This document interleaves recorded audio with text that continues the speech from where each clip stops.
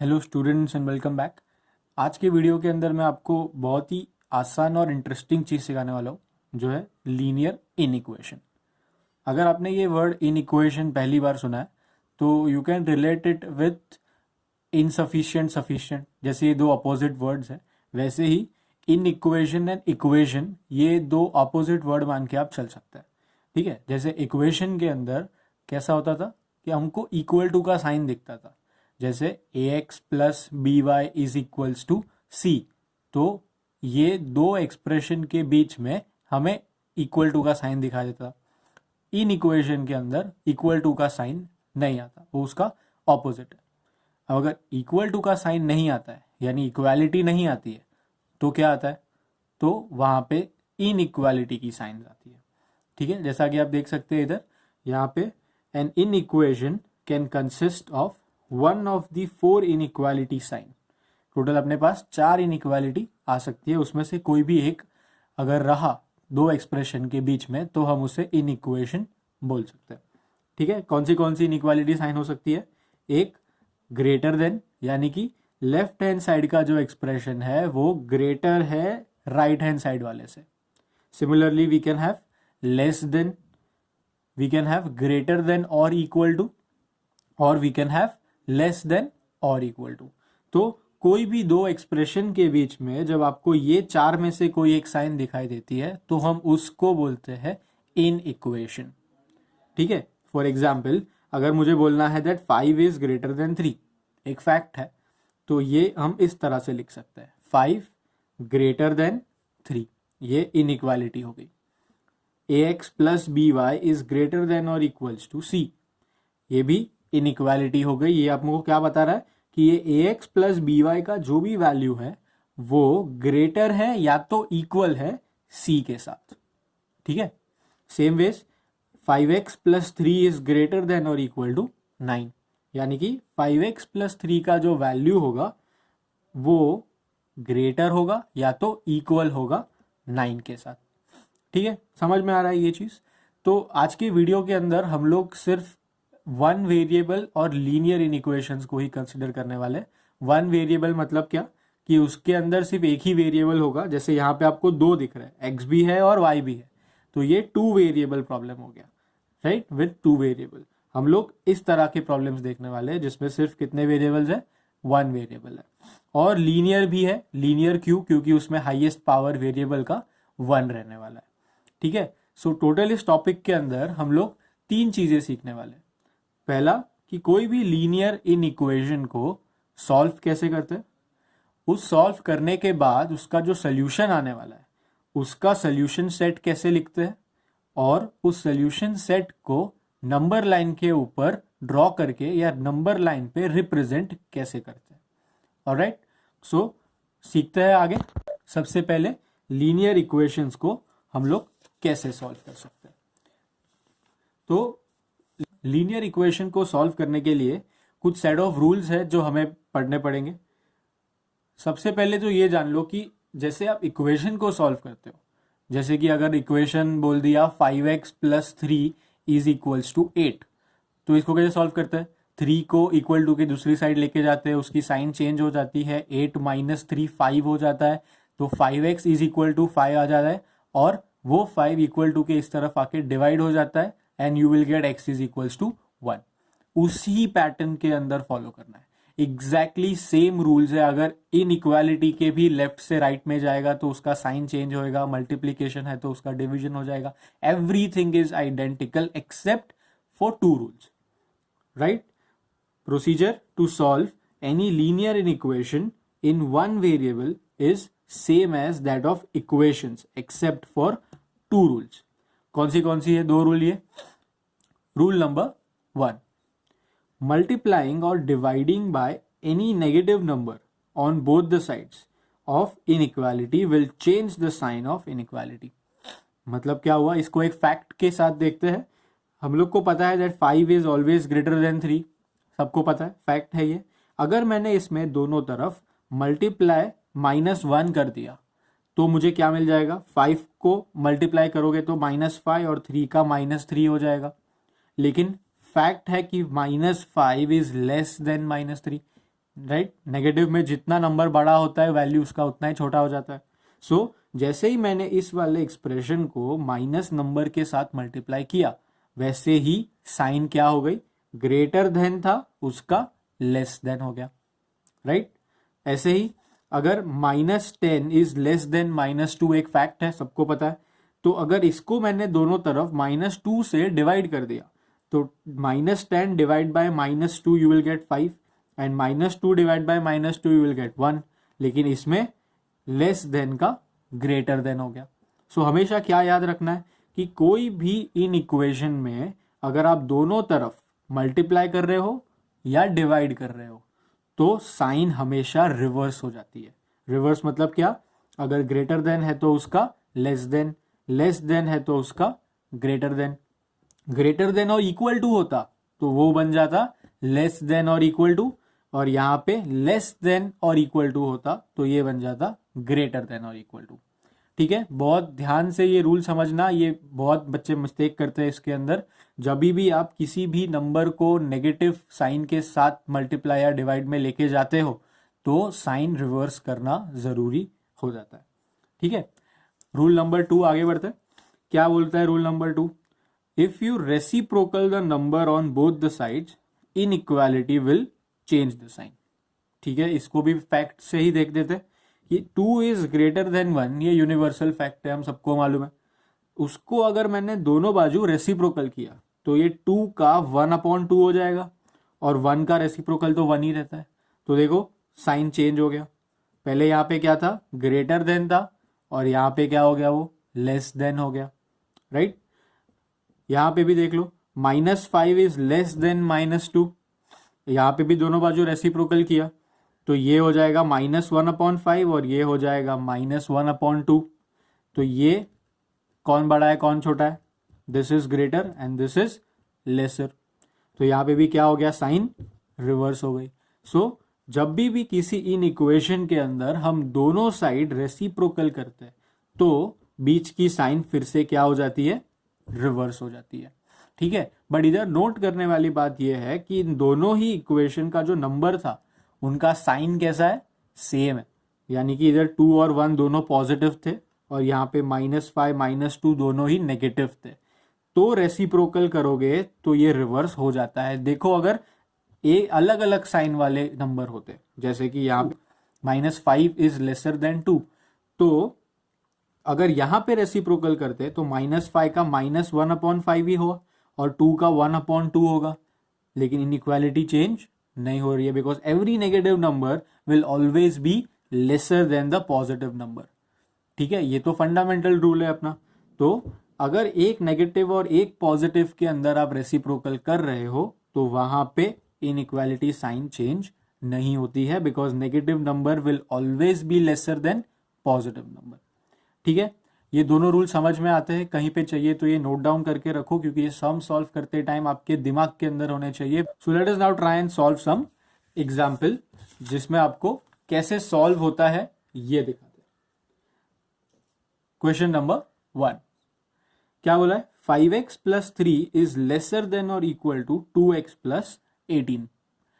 कोई टेंशन नहीं है, जैसे हम लोग इक्वेशन सॉल्व करते हैं उसी तरह से हम लोग इस इनइक्वेशन को भी सॉल्व करने वाले हैं। तो पहले क्वेश्चन लिख लेते हैं। उन्होंने क्या दिया है हमको, 5x + 3 इज लेसर देन और इक्वल्स टू 2x + 18। क्या करते थे इक्वेशन के अंदर, x की सारी टर्म एक साइड और नंबर सारे एक साइड।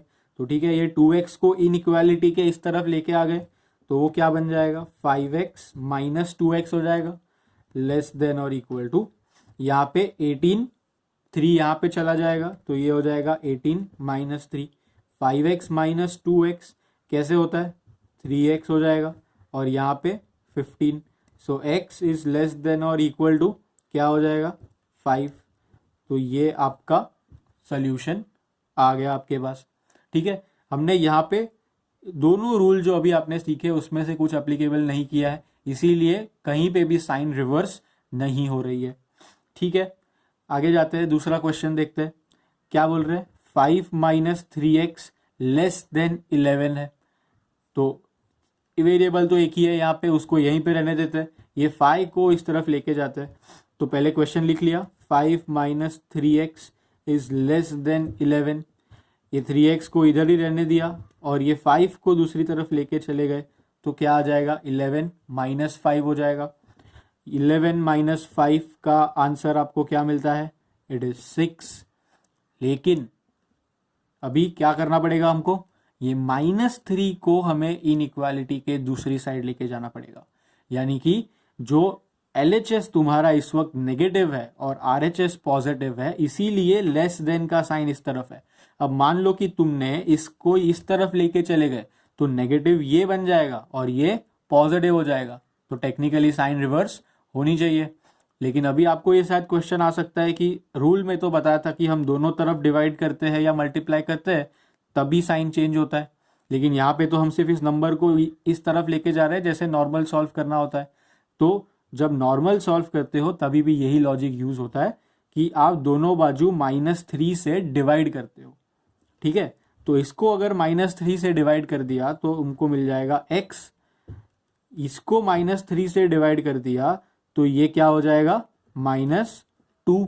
और क्योंकि नेगेटिव से डिवाइड किया है तो ये बीच वाला साइन रिवर्स हो जाएगा। ठीक है, क्योंकि जब आप इक्वेशन सॉल्व करते हो तो बीच में इक्वल टू ही रहता है, चाहे आप उसको मल्टीप्लाई करो, डिवाइड करो, ऐड करो, सब्ट्रैक्ट करो, कुछ भी करो, वहां इक्वल टू का कोई साइन रिवर्स नहीं होता है, इक्वल टू का नॉट इक्वल टू नहीं हो जाता है। लेकिन यहाँ पे लेस देन का ग्रेटर देन हो सकता है। ठीक है, समझ में आ रहा है ये चीज। तो इस वाले क्वेश्चन का आंसर क्या आ गया आपका, x ग्रेटर देन -2। तो स्टूडेंट्स पहले ये भी जान लेते हैं कि इन सब का आखिर मीनिंग क्या होता है।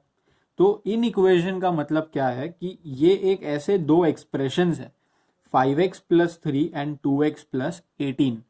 उसमें x की कुछ सर्टन वैल्यूज के लिए 5x प्लस 3 छोटा या इक्वल हो सकता है 2x प्लस 18 के साथ, और हमें ऐसी x की वैल्यूज ढूंढनी थी जिसके लिए ये इनइक्वालिटी ट्रू होती हो हमेशा। ठीक है, तो ये सोल्यूशन जो आपको मिला है यहाँ पे, x इज लेसर देन और इक्वल टू 5, ये इस कंडीशन को ट्रू करवाने के लिए जरूरी है। राइट, अगर आप x की वैल्यू सपोज 5 से बड़ी डालते, लेट्स से 10 डाल दिया, जो कि इसके सोल्यूशन का पार्ट नहीं है, तो देखो ये रॉन्ग हो जाएगा। अगर यहाँ पे 10 डाल दिया तो क्या आ जाएगा, this is 53 and this will be 20 plus 18 38। अब हमको पता है 53 is not less than 38, correct. लेकिन अगर 5 या 5 से छोटा कोई नंबर डाल दिया होता तो देखना कि ये ट्रू आ जाएगा। लेट्स से इसमें 1 डालते हैं तो वो 5 से छोटा है, सही है। तो अगर यहाँ पे 1 डाला तो ये क्या बन जाएगा, 5 प्लस 3 8, और यहाँ पे 1 डालोगे तो ये हो जाएगा 20 एंड 8 इज लेस देन 20। ठीक है, और क्वेश्चन के अंदर भी हमको बोला था ना कि LHS या तो लेस हो सकता है या तो इक्वल हो सकता है राइट हैंड साइड से। सो लेस हो रहा है, यानी कि x लेस देन और इक्वल टू 5, ये तुम्हारा सोल्यूशन तुम इसमें अगर डालते हो तो ये ट्रू आंसर मिलना चाहिए। ठीक है, सेम वेज यहाँ पर भी आप उसको रख के चेक कर सकते हो। क्लियर है, तो ये ऐसे एग्जाम्पल्स थे जिसके अंदर सिर्फ एक इनइक्वालिटी होती है, लेफ्ट और राइट के बीच में एक इनइक्वालिटी। क्वेश्चंस ऐसे भी फ्रेम हो सकते हैं जहां पे आपको दो इनइक्वालिटी दी है, जैसे कि इस क्वेश्चन में आपको दिख रहा है, क्या दिया है, 2y minus 3 is less than y plus 1 and this y plus 1 is further less than और इक्वल टू 4y प्लस 7। ठीक है, तो पहले वाला तो ठीक था, हमने इक्वेशन जैसे सॉल्व करते थे वैसे ही कर दिया था, और बस दो रूल को याद रखा है जो इन इक्वेशन के अंदर आने वाले हैं। कौन से रूल है वो, एक जो अगर नेगेटिव नंबर से मल्टीप्लाई और डिवाइड हुआ तो साइन रिवर्स हो जाएगी, और अगर दोनों तरफ रेसिप्रोकल किया तो साइन रिवर्स हो जाएगी, प्रोवाइडेड दोनों रेसिप्रोकल वाले नंबर की साइन सेम हो। ठीक है, तो ये दो इनइक्वालिटी वाला हम कैसे सॉल्व करें, बहुत ही आसान चीज है। एक बार ये राइट हैंड साइड वाले को हाइड कर दो तो आपको एक इनइक्वालिटी वाला क्वेश्चन मिल जाएगा। दूसरी तरफ लेफ्ट एक्सट्रीम वाला एक्सप्रेशन हाइड कर दो तो आपको दूसरा इनइक्वालिटी मिल जाएगा। ठीक है, और उन दोनों को सेपरेटली सॉल्व कर सकते हैं। तो अगर हमने राइट वाले को हाइड कर दिया है यहाँ पे, तो अपने पास क्या क्वेश्चन हो सकता है यहाँ पे, 2y minus 3 is less than y plus 1। ठीक है, सिर्फ इतना ही होगा क्योंकि ये वाला तो हमने हाइड कर दिया है। और अगर हमने लेफ्ट वाले को हाइड किया होता तो क्या आता, y plus 1 is less than और इक्वल टू 4y प्लस 7। ठीक है, अब ये सॉल्व करना इजी है, ये भी सॉल्व करना इजी है, तो दोनों हम साइमल्टेनियसली एक एक साथ साथ सॉल्व करते रहते हैं। y को अगर यहाँ पे ले लिया तो ये आ जाएगा 2y minus Y lesser than 3, वहां पे चला गया तो वो हो जाएगा 1 प्लस 3।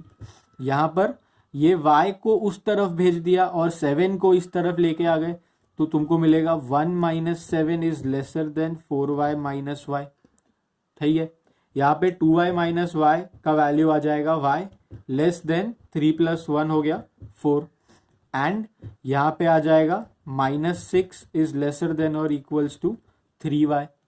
ठीक है, तो स्टूडेंट्स अभी ध्यान से देखो, मैं यहाँ पे इस 3 को हटाने की कोशिश कर रहा हूँ, तो मुझे सिर्फ दोनों तरफ डिवाइड बाय 3 ही करना है, -3 के साथ नहीं करना है। सो यहाँ पे इनइक्वालिटी रिवर्स नहीं होने वाली है। सो y लेस देन 4 तो था ही, एंड y क्या आ गया यहाँ पे, -2 लेस देन और इक्वल टू y। तो हमारा तो ये दोनों ही चीज होने वाला है एक साथ, क्वेश्चन तो पूरा है। तो ऐसी y की वैल्यू ढूंढो जो ये दोनों को ही एक साथ सेटिस्फाई करती हो।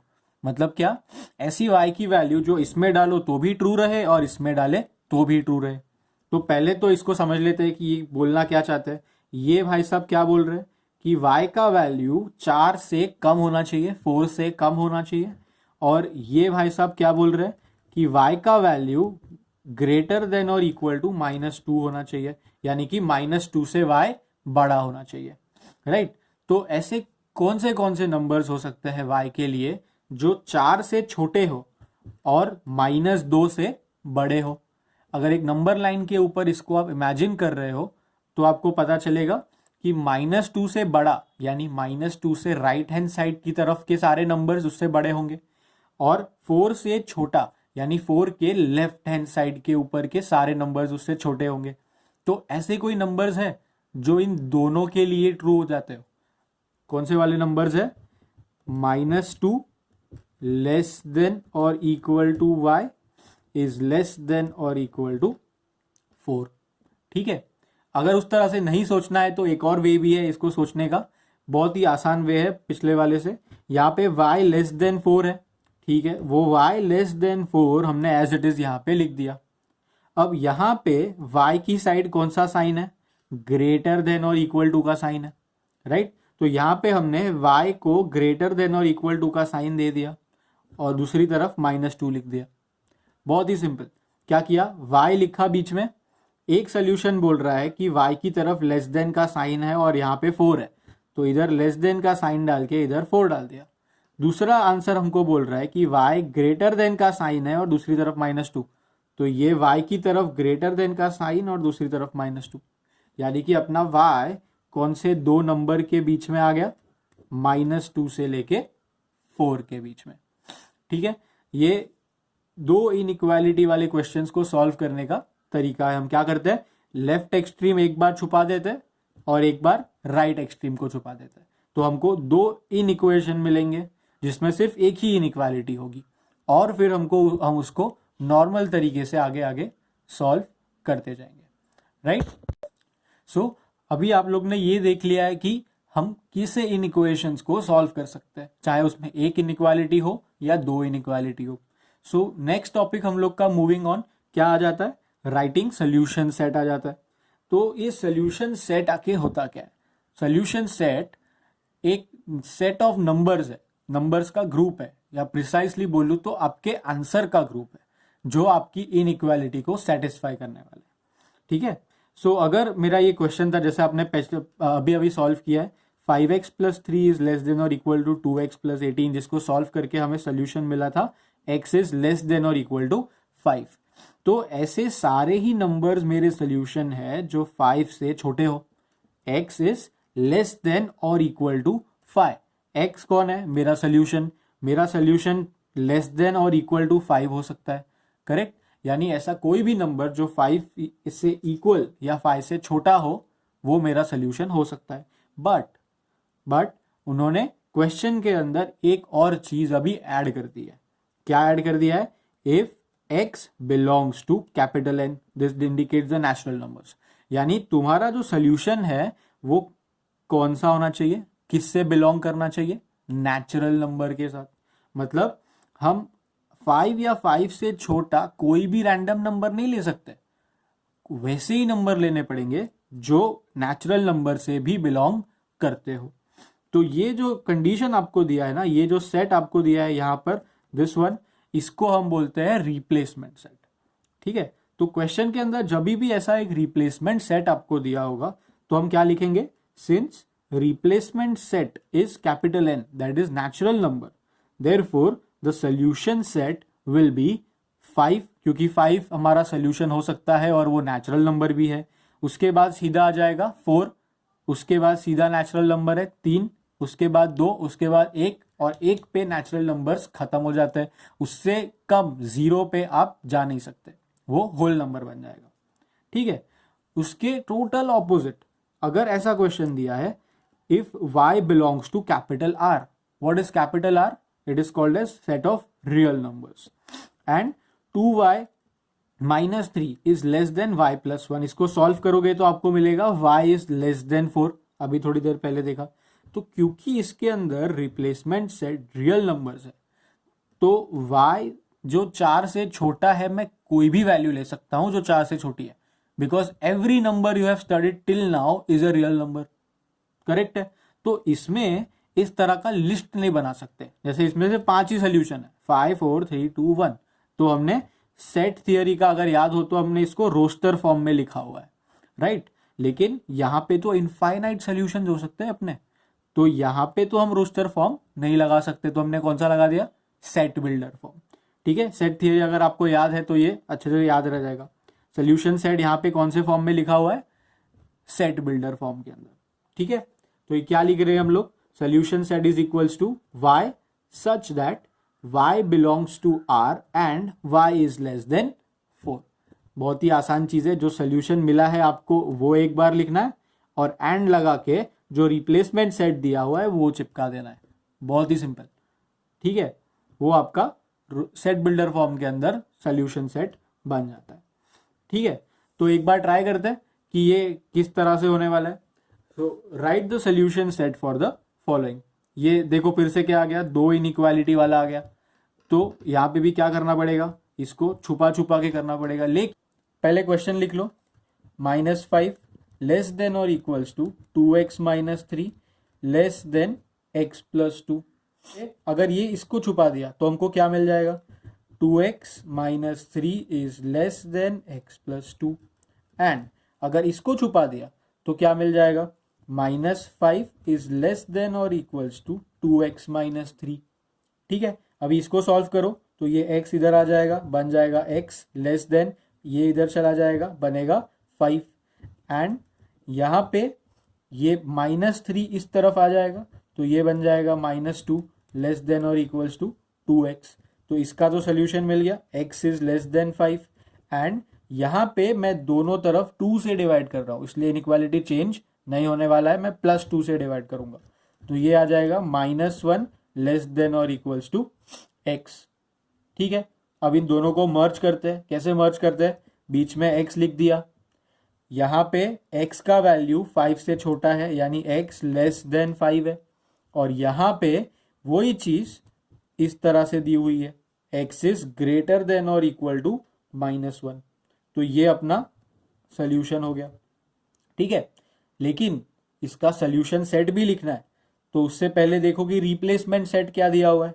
तो रिप्लेसमेंट सेट क्या बोला है उन्होंने, x बिलोंग्स टू i क्या होता है, इंटीजर्स, यानी कि मेरे सोल्यूशन सेट के अंदर सिर्फ इंटीजर हो सकते हैं और कोई भी नहीं हो सकता, और क्योंकि इंटीजर लिमिटेड है तो मैं इसको रोस्टर फॉर्म में लिख सकता हूं। तो सोचो -1 से लेके 5 के बीच में कितने इंटीजर आते हैं, -1 खुद आता है, उसके बाद 0 आता है, उसके बाद 1 2 3 4 5 नहीं, 5 नहीं आ सकता, क्योंकि यहाँ पे x 5 से छोटा हो सकता है लेकिन 5 से इक्वल नहीं हो सकता। So this would be the solution set, -1 0 1 2 3 and 4। ठीक है, समझ में आ रहा है ये चीज, how to write a solution set.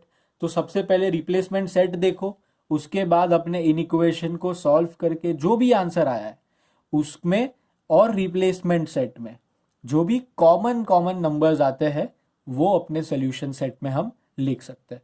और अगर सोल्यूशन सेट ढूंढते टाइम अगर आपको पता चलता है कि रिप्लेसमेंट सेट कैसा है, रियल नंबर का, तो उसके सॉल्यूशंस इनफाइनाइट है, उसको हम लिस्ट डाउन नहीं कर सकते। तो क्या करेंगे, उसको सेट बिल्डर फॉर्म के अंदर लिखेंगे। ठीक है, समझ में आ रहा है यहां तक। ये अपना दूसरा ऑब्जेक्टिव कंप्लीट हो गया कि हम सोल्यूशन सेट इन इक्वेशन का कैसे लिखेंगे। तीसरा ऑब्जेक्टिव सबसे इंपॉर्टेंट और इस चैप्टर के सबसे ज्यादा बार ये चीज पूछने वाले, that is represent the solution on a number line. अबे तो ठीक है, जो सोल्यूशन हमको मिला है हम उसी को क्या कर देंगे, नंबर लाइन के ऊपर ड्रॉ कर देंगे। बहुत ही आसान चीज है। देखते हैं, जैसा कि हमने प्रीवियसली सॉल्व करके रखा हुआ है, ये चीज क्या है, x इज लेस देन और इक्वल्स टू 5। अब क्या यहाँ पे कोई रिप्लेसमेंट सेट दिया हुआ है, नहीं दिया हुआ है। तो लेट अस से कि हम इसको एक रिप्लेसमेंट सेट डिफाइन कर देते हैं, that x should belongs to let's say integers. ठीक है, तो सबसे पहले हमने क्या कर दिया, इसको नंबर लाइन पे रिप्रेजेंट करना है, तो एक नंबर लाइन बना दिया। नंबर लाइन बनाने के बाद हमको क्या करना है, अपने सोल्यूशन के अंदर पता है सिर्फ इंटीजर आने वाले हैं और वो इंटीजर के वैल्यू लेस देन और इक्वल टू 5 होना चाहिए। तो 5 से ऊपर वाला तो मेरा सोल्यूशन ही नहीं, तो मैं 5 6 लिखूंगा और रिवर्स चला जाऊंगा, 5 4 3 2 1 0 -1 -2 ये चलता जाएगा। अब 5 से छोटा या इक्वल हो और इंटीजर हो तो ये तो सारे ही नंबर मेरे सोल्यूशन में आएंगे। तो इस पे दिखाएंगे कैसे, सिर्फ उसके पॉइंट को डार्कन करते रहो। 5 है, उसके बाद सीधा 4 आ गया, उसके बाद सीधा 3 है, उसके बाद 2 है, उसके बाद 1 है, फिर 0 -1 -2। बट क्या ये खत्म होने वाला है, नहीं। सो यहाँ पे आगे इस पूरी लाइन को ही डार्कन कर दो, ताकि पढ़ने वाले को या चेक करने वाले को ये समझ में आ जाए कि ये डार्कन करने वाली पैटर्न थ्रू आउट एंड तक फॉलो होने वाली है। ठीक है, बहुत ही आसान चीज है। फॉर एग्जाम्पल दूसरे वाले में फिर से ट्राई करते हैं यही चीज। इसमें हमने बोल दिया है कि let's say this is whole numbers. ठीक है, तो ऐसे x के वैल्यूज जो ग्रेटर है -2 से और वो होल नंबर भी है। ठीक है, तो पहले नंबर लाइन बना दिया और हमको मालूम है कि होल नंबर स्टार्ट ही कहां से होने वाले हैं, 0 से होने वाले हैं, और स्टार्ट कर दिया हमने 0 से। 1 2 3 4 5 6 एंड सो ऑन, वो चलते जाएंगे। अब अपना सोल्यूशन इनमें से कौन कौन सा हो सकता है, अरे सभी हो सकते हैं। x इज ग्रेटर देन -2 बोला है, यानी ये तो सारे नंबर ऑलरेडी -2 से बड़े हैं, तो ये सारे ही अपने सोल्यूशन हो सकते हैं। तो हमने क्या कर दिया, सभी को इस तरह से डार्कन करना शुरू कर दिया। और क्योंकि ये पैटर्न एंड तक फॉलो हो रही है तो हम इस एंड के पूरे पार्ट को डार्कन कर देंगे इस तरह से। ठीक है, तो ये हो गया अपना नंबर लाइन के ऊपर का सोल्यूशन। Very easy. बस एक चीज है जिसके अंदर ये थोड़ा सा अलग है। फॉर एग्जाम्पल अगर ये केस के अंदर हमने ले लिया that x is belongs to real number r, तो सोल्यूशन क्या हो जाएंगे अपने, इनफाइनाइट सोल्यूशन हो जाएंगे, हम लोग उसको लिस्ट डाउन भी नहीं कर सकते। तो ऐसे सोल्यूशंस को हम कैसे दिखाते थे, सेट बिल्डर फॉर्म के अंदर दिखाते थे। सोल्यूशन सेट वाले में हमने देख लिया उसको, तो नंबर लाइन पे इसे कैसे डिफाइन करेंगे।